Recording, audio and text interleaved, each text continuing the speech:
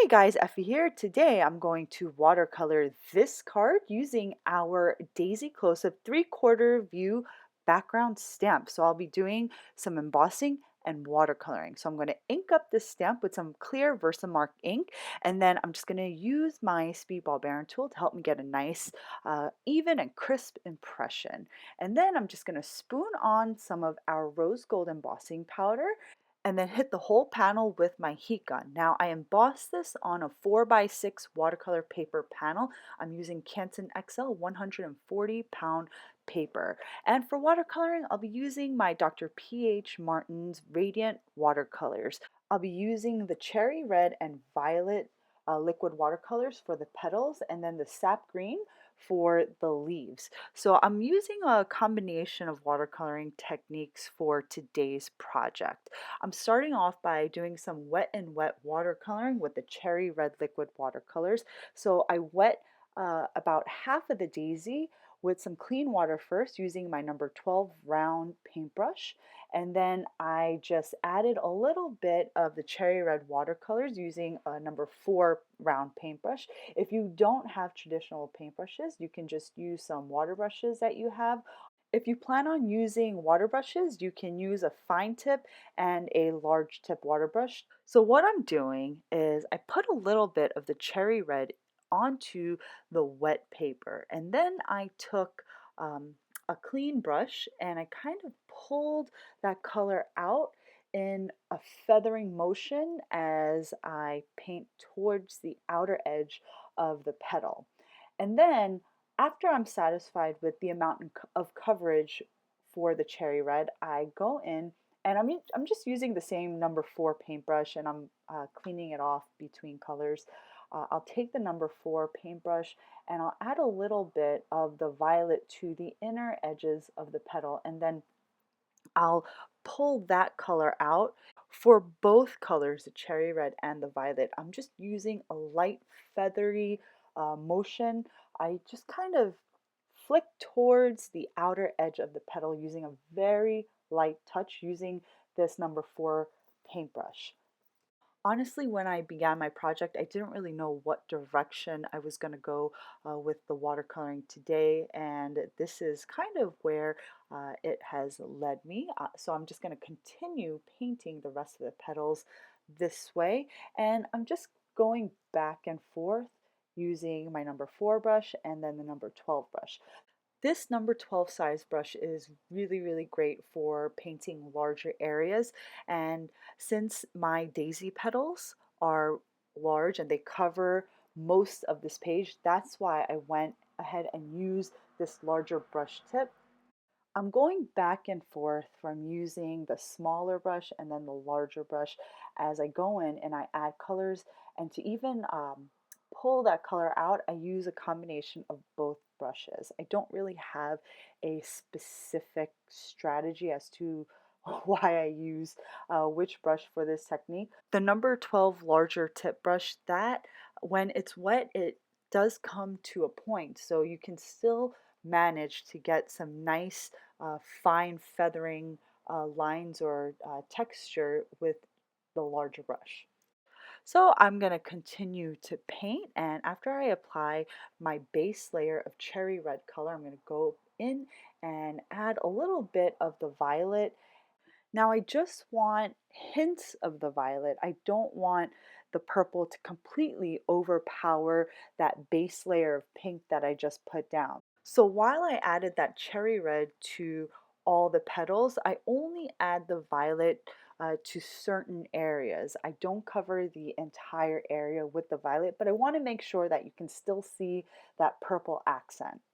So I put down that base layer of cherry red, and then I go back and I add a little bit of the violet. And after I feather that violet out, um, I sometimes go back with a larger brush to feather the color out a little bit more, and I actually go back and forth with more cherry red and violet, and it just depends on the intensity of color that I want. And I wanted that inner portion of my daisy center to have a bit more concentration of color, so I do go back and I rework the area to add more color as I continue to paint.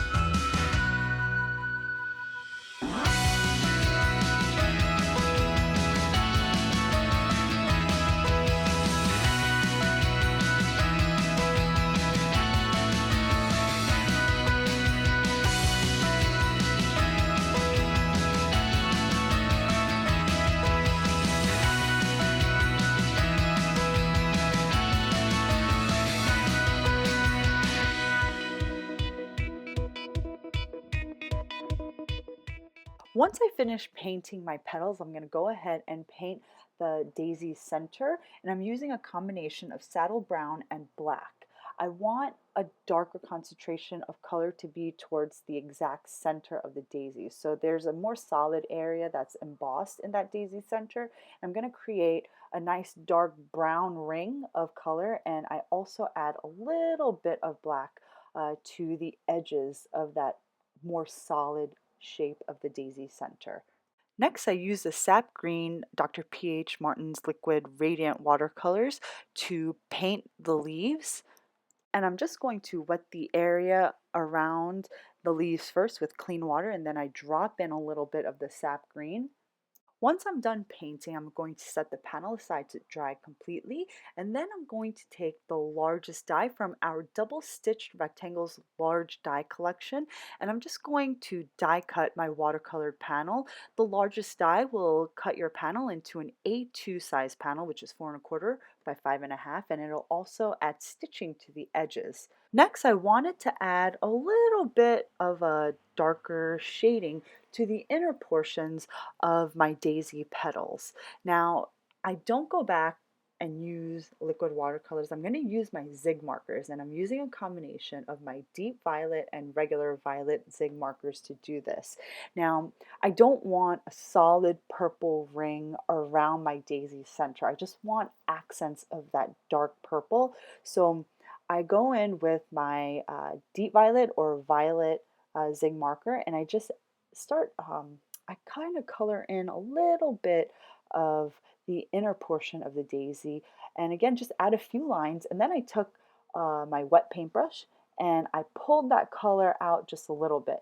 Now I started with the deep violet, and then I switched over to the regular violet, and I went around the ring, and then I actually go back with the deep violet to add a few more darker accents. Now, you want to kind of use the deep purples a little sparingly because you don't want a solid purple ring surrounding your daisy center. You just want little accents of that deeper shade. Next, I'm going to take this wonderful word plate die from our Bold Amazing Greetings word plate die collection. It has some really great sentiments, and this is just one of them. So I die cut the wonderful onto my watercolor panel, and I carefully punched out all the die cut letters, and then I'm just going to keep those letters and all the inner pieces, like the inner pieces that are in the O and the D and the E, make sure you keep those. Then I glued down my watercolor panel onto a side folding A2 card base. Next, I'm going to start putting or placing those inner pieces of my letters, and I'm going to glue them directly into the or onto the card base. To do so, I put in the letter first, so I put in the O, and then I glued down that inner piece, and then I carefully lifted the letter O out, and I repeated the process for the D and the E. Once all of those small inner pieces are in, I'm going to start popping up the rest of the letters. You can leave the die cuts out and kind of just finish it off here, but I didn't want to lose the beautiful coloring on the actual letters. So I just popped up each individual letter using these tiny foam squares, and I'm just going to repeat the process for all of the letters. So I'm essentially creating an eclipse card with this word plate die. An eclipse card is when you take a die cut of an already finished or colored piece and you kind of pop that die cut up over the same area, and it has that subtle eclipse effect. So next I'm going to take the U word die from our thank you Scripty word dies, and I die cut it onto some white cardstock, and then I took that Scripty U die cut and I just glued it right over our wonderful sentiment.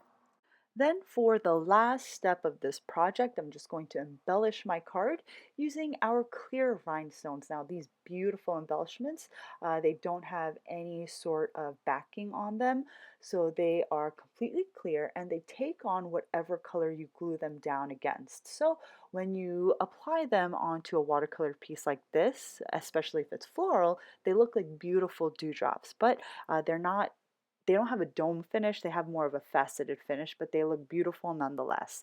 So that's it from me today. I hope you all enjoyed today's project and video. Thank you so much for watching. I'll see you next time.